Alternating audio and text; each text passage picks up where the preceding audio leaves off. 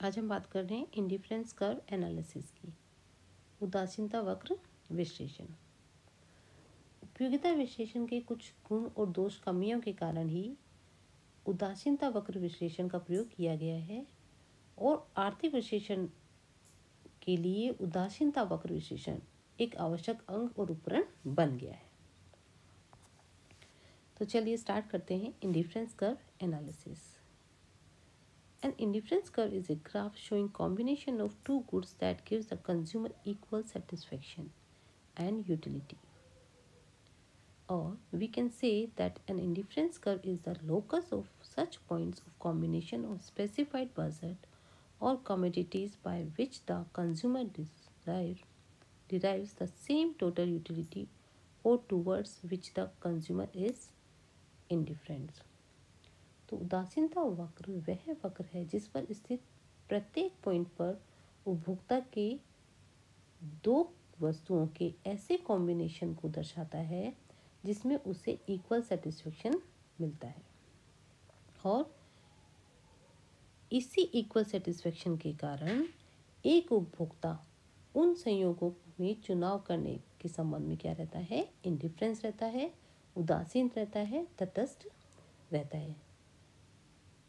क्योंकि indifference curve पर व्यक्त किया गया कोई भी एक संयोग एक उपभोक्ता के लिए उतना ही महत्व रखता है जितना कि उस इंडिफरेंस कर्व पर स्थित कोई दूसरा संयोग। तो ईच पॉइंट और indifference curve indicates that a consumer is indifferent between the two and all points give him the same utility. Indifference curve को समझने के लिए इंडिफरेंस शेड्यूल को भी बहुत समझना जरूरी है।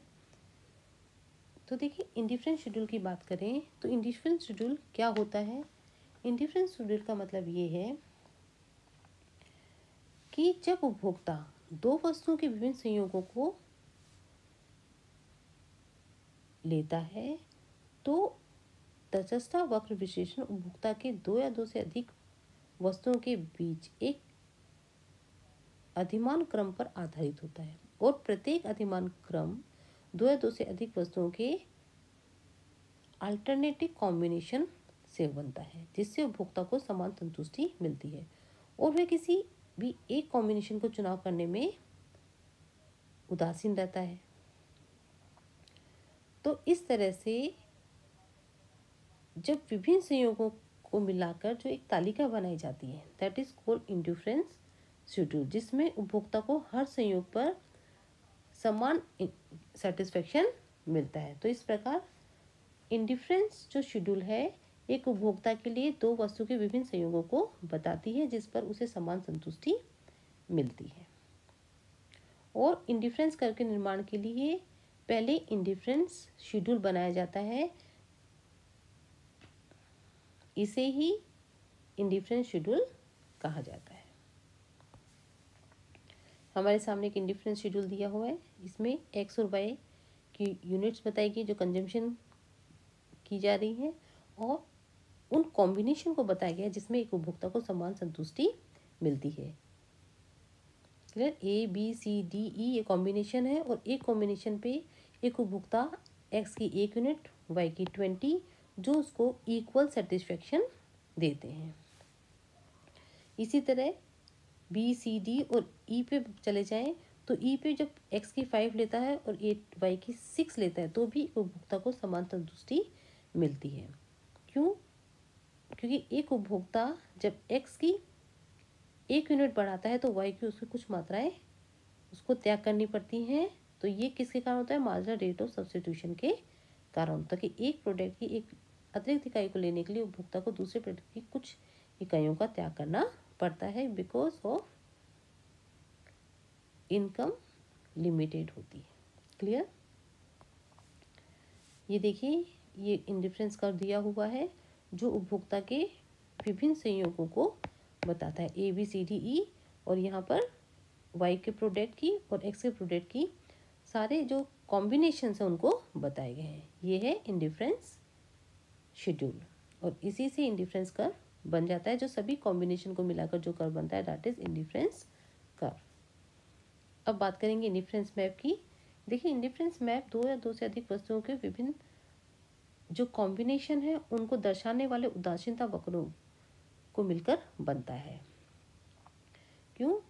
क्योंकि जो उदासीनता वक्र है वो समान संतुष्टि को बताते हैं और समान संतुष्टि वाले विभिन्न संयोगों को एक ही रेखा पर दर्शाया जाता है।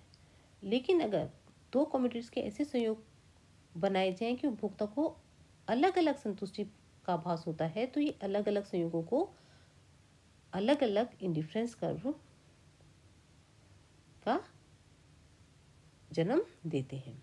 तो इस प्रकार इंडिफरेंस कर्व अनेक तटस्थ वक्रों का ऐसा संग्रह है जो एक ही मानचित्र पर दिखाए जाते हैं और प्रत्येक इंडिफरेंस कर्व संतुष्टि के विभिन्न लेवल को बताता है।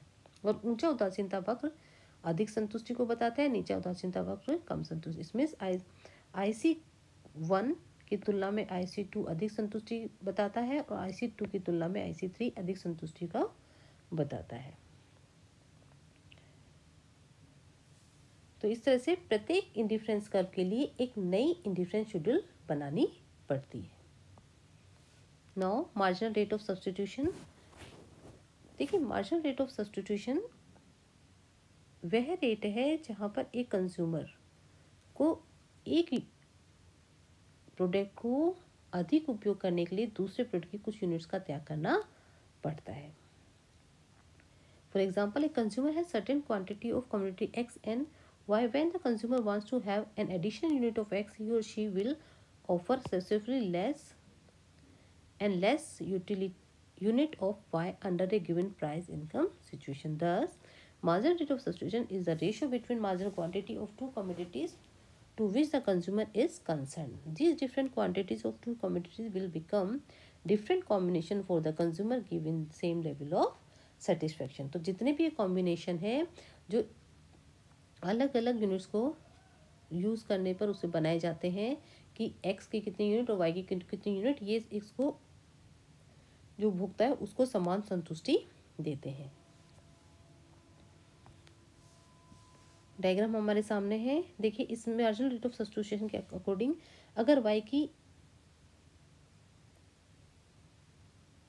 यहाँ Y1 ले रहा है तो X की X1 ले रहा है। जैसे ही उसको X की कुछ यूनिट अतिरिक्त लेनी है तो उसकी Y की कुछ यूनिट्स को त्याग करना पड़ता है। ठीक है, Y1 से वो नीचे आ जाएगा क्योंकि उसको कुछ यूनिट का त्याग करना पड़ेगा। अगर वो X की X2 यूनिट लेना चाह रहा है तो उसको Y की यूनिट Y1 से नीचे आकर Y2 पर आना पड़ेगा, उसको Y की कुछ यूनिट्स का त्याग करना पड़ेगा। तो marginal rate of substitution is equals to change in quantity of X Y upon change in quantity of X। अब हम बात करते हैं basis of indifference curve analysis. 3 basis are there: scale of preference, desirability of combination of goods and indifference. सबसे पहले हम बात करेंगे स्केल ऑफ प्रेफरेंस की। उपभोक्ता केवल एक वस्तु की उपयोगिता का ही ध्यान में रखकर अपनी आवश्यकता की विभिन्न वस्तुओं की पूर्ति के लिए क्षमता के आधार पर उनके महत्व को क्रम की सूची के आधार पर तैयार करता है, जो उपभोक्ता के लिए वस्तुओं की प्राथमिकता के क्रम को बताती है। इट मीन्स उपभोक्ता वस्तुओं के लिए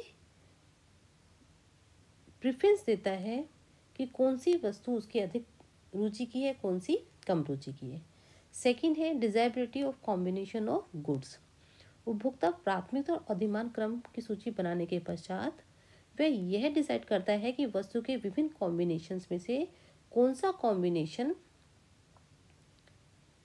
अच्छा है।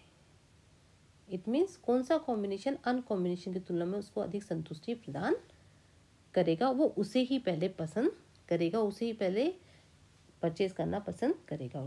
थर्ड है इंडिफरेंस, उदासीनता।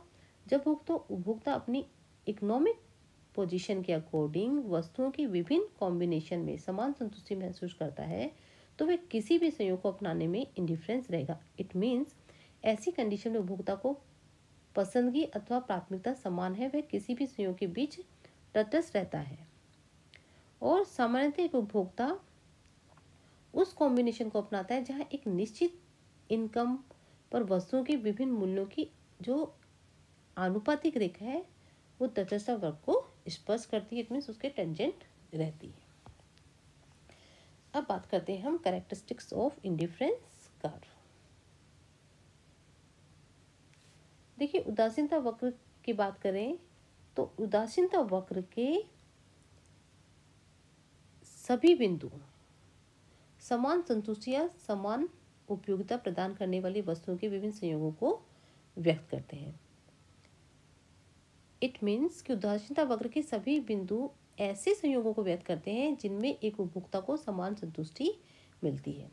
हमारे सामने एक ये कर्व बना हुआ है, तो यहाँ पर combination A B C D और ई ऐसी कॉम्बिनेशन है जो कि उपभोक्ता को दोनों वस्तुओं से मिलने वाले जो संतुष्टि है वो समान है। ए पॉइंट पर y की OY5 और x की OX1, B पर OY4 OX2, C पर OY3 OYX की OX4 एंड E पर OY1 और X की X5। ये जितने भी पॉइंट है एक उपभोक्ता को समान संतुष्टि देते हैं।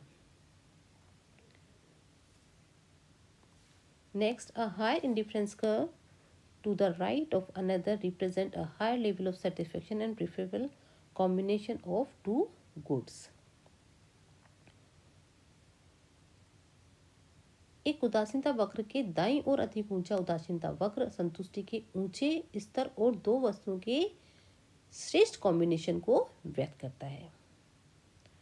तो देखिए एक उपभोक्ता के लिए अनेक उदासीनता वक्र होते हैं और किसी भी इंडिफरेंस कर्व के दाईं तरफ का इंडिफरेंस कर्व या अपेक्षाकृत अधिक ऊंचे संतुष्टि को व्यक्त करता है। इट मीन्स प्रत्येक दाईं ओर का उदासीनता वक्र के द्वारा व्यक्त वस्तुओं के विभिन्न संयोग बाईं ओर के इंडिफरेंस कर्व के द्वारा व्यक्त संयोग की तुलना में श्रेष्ठ होता है।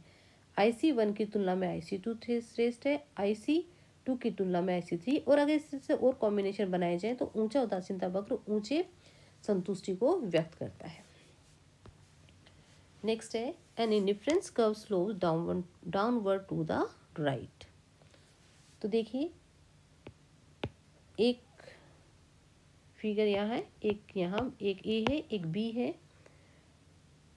तो यहाँ पर ए जो पॉइंट है उसमें यह बताया गया है कि एक उपभोक्ता y के संयोग तो उसका कांस्टेंट है, मतलब y की इतनी मात्रा और x की बढ़ती हुई क्रम में है। इसी तरह बी पॉइंट पर x की बढ़ते हुए क्रम में OX1 है और y की बढ़ते हुए क्रम में वो कमोडिटी को यूज कर रहा है। क्लियर? तो उदासीनता वक्रों का ढाल ऋणात्मक होता है, इट मीन्स ऊपर से नीचे की ओर झुकते होता है, और ऐसा होना स्वाभाविक है क्योंकि उपभोक्ता के समान संतुष्टि पर बने रहने के लिए उपभोक्ता x वस्तु की मात्रा में वृद्धि होने पर दूसरे वस्तु की जो y वस्तु उसकी मात्रा में कमी करनी होती है, और ऐसा नहीं होगा तो उपभोक्ता को समान कुल उपयोगिता अथवा संतुष्टि प्राप्त नहीं होती है, अतः वह उनके प्रति उदासीन नहीं रह सकेगा। क्लियर? तो देखिए जो अपना ए जो पॉइंट है उसमें यह बताया गया है कि उपभोक्ता y वस्तु की स्थिर मात्रा के साथ x वस्तु की बढ़ती हुई मात्रा में समान संतुष्टि मिलती है, जो कि तार्किक दृष्टि से गलत है। इसी तरह जो बी जो चित्र है उसमें यह बताया गया कि OY के समानांतर एक उदासीनता वक्र यह बताता है कि x वस्तु की स्थिर मात्रा के साथ y वस्तु की बढ़ती हुई मात्राओं से समान अथवा कुल उपयोगिता तो समान संतुष्टि प्राप्त होती है, जो भी ठीक नहीं है, क्योंकि x वस्तु की मात्रा स्थिर रहने पर y वस्तु की मात्रा में वृद्धि होने से कुल उपयोगिता बढ़ती जाएगी। क्लियर? नाउ ये सी फिगर है, तो इसमें देखिए ये बढ़ता हुआ है।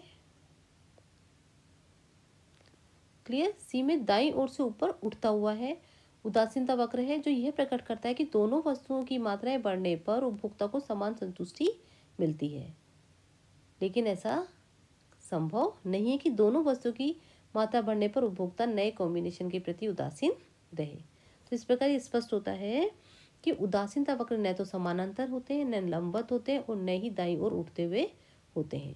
ये सामान्यतः ऊपर से नीचे दाईं ओर झुकते होते हैं। क्यों? मार्जिनल रेट ऑफ सब्स्टिट्यूशन के कारण।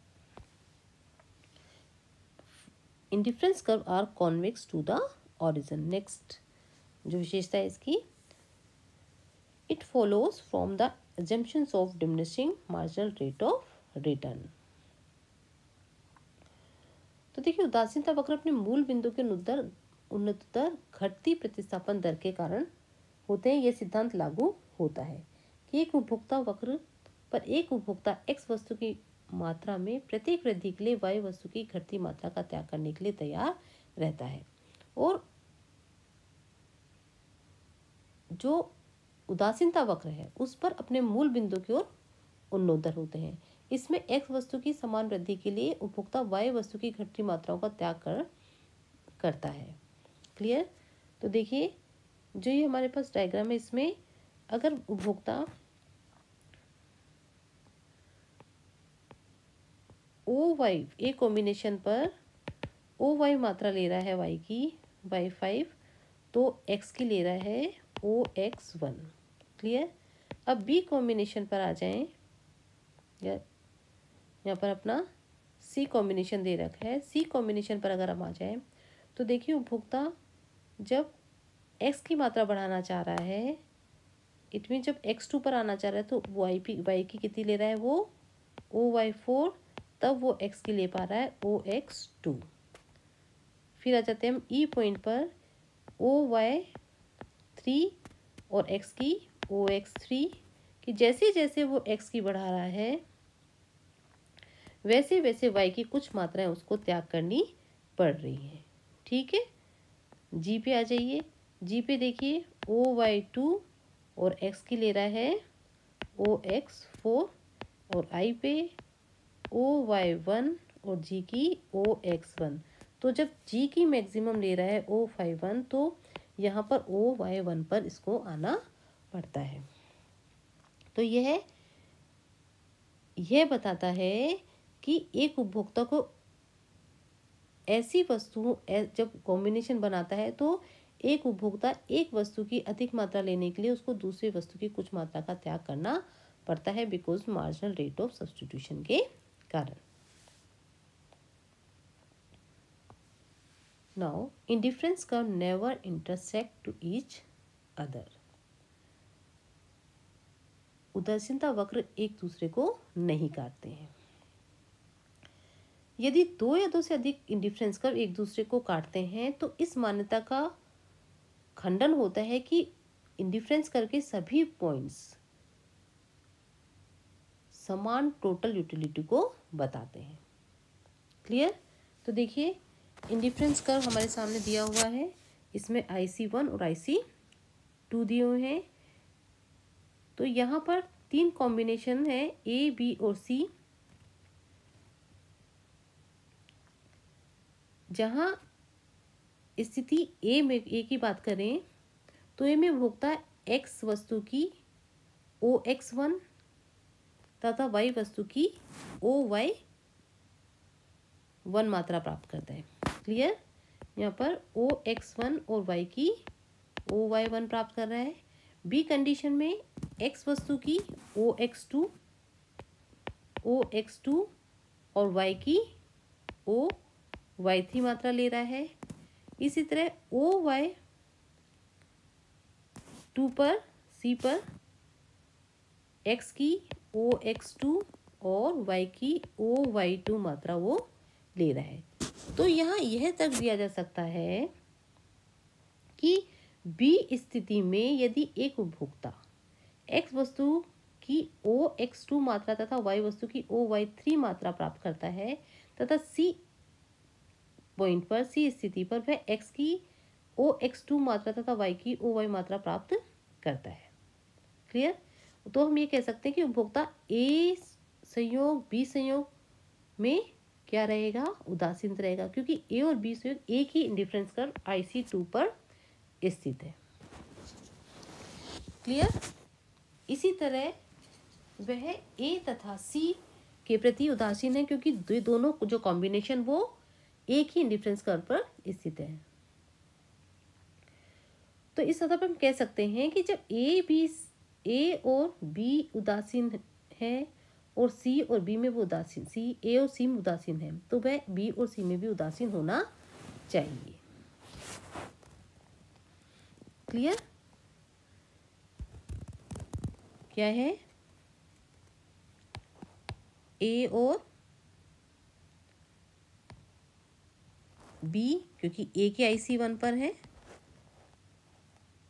और उसके साथ ही ए और सी में भी इंडिफरेंस होना चाहिए, साथ ही बी और सी में भी वो उदासीन होना चाहिए।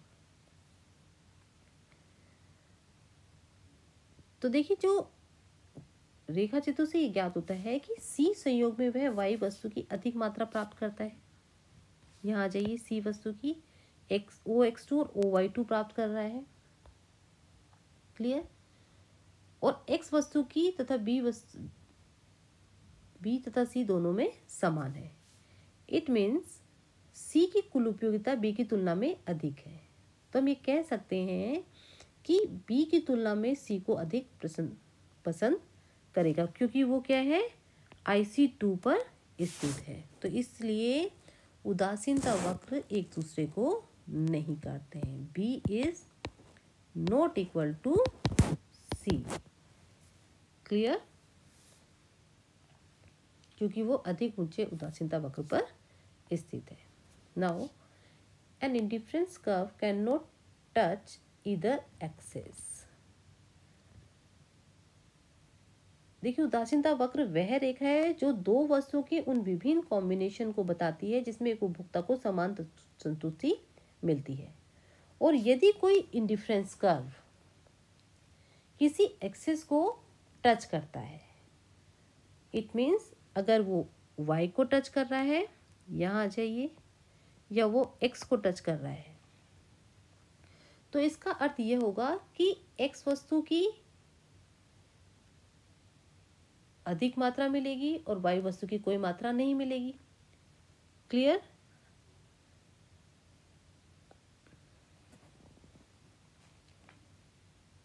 और यदि वो IC2 पर जाता है तो इट मीन्स उपभोक्ता y की मात्रा ले रहा है और x की कोई मात्रा नहीं ले रहा है।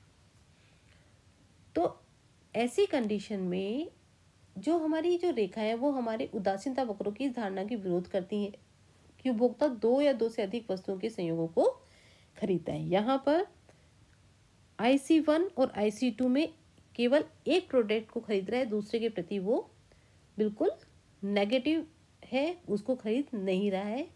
तो उदासीनता वक्र की धारणा के विरोध है। इसलिए एक्सेस वक्र एक दूसरे, जो उदासीनता वक्र है वो किसी भी एक्सेस को टच नहीं करते हैं। Now indifference curve are not necessary parallel to each other. क्यों? This is because of two reasons. First, diminishing rate of substitution between commodities, and second is indifference curve are not based on cardinal measurability of utility. उदासीनता वक्र IC1 तथा IC2 और IC3 समानांतर नहीं है। यद्यपि सभी इंडिफरेंस कर्व का ढाल क्या होता है, नेगेटिव होता है, पर वे ऊपर से नीचे दाईं ओर झुकते हुए होते हैं। परंतु सभी इंडिफरेंस कर्व का ढाल अर्थात गिरने की दर समान हो यह आवश्यक नहीं है। यह हम ये कह सकते हैं कि सभी इंडिफरेंस कर्व में सीमांत प्रतिस्थापन की दर समान होना आवश्यक नहीं, ये वेरी कर सकता है। Next, indifference curve may be circular also. अब ये क्यों होता है? It is possible when commodities are consumed in very limited quantity, बहुत कम मात्रा में यूज की जा रही हैं, and after getting that in that limited quantity the consumer has no more desire for that commodity, उस कमोडिटी को लेने के बाद, उस क्वांटिटी लेने के बाद उसकी और कोई इच्छा नहीं होती उसको लेने की। Reason being he get satisfaction at this point, उस पॉइंट पर वह पूरी तरह से सेटिस्फाई हो जाता है। तो इस तरह से जो इंडिफरेंस कर्व है वो कैसे हो सकते हैं, सर्कुलर भी हो सकते हैं। Now in case of perfect substitute goods, अगर परफेक्ट सब्स्टिट्यूट गुड्स है तो इंडिफरेंस कर्व 45 डिग्री एंगल का होता है। इट मीन्स जो मार्जिनल रेट ऑफ सब्स्टिट्यूशन है वो कितने की होगी, 1:1। क्लियर, कि जितनी x की मात्रा ले रहा है उतनी ही y की मात्रा वो छोड़ रहा है। Now in case of perfect complementary goods, अगर कॉम्प्लीमेंट्री गुड्स है तो when goods are perfect complementary the indifference curve are L shape, 90 degree angle के होंगे। बट ये एक केवल हाइपोथेटिकल कॉन्सेप्ट है। तो ये उसकी कुछ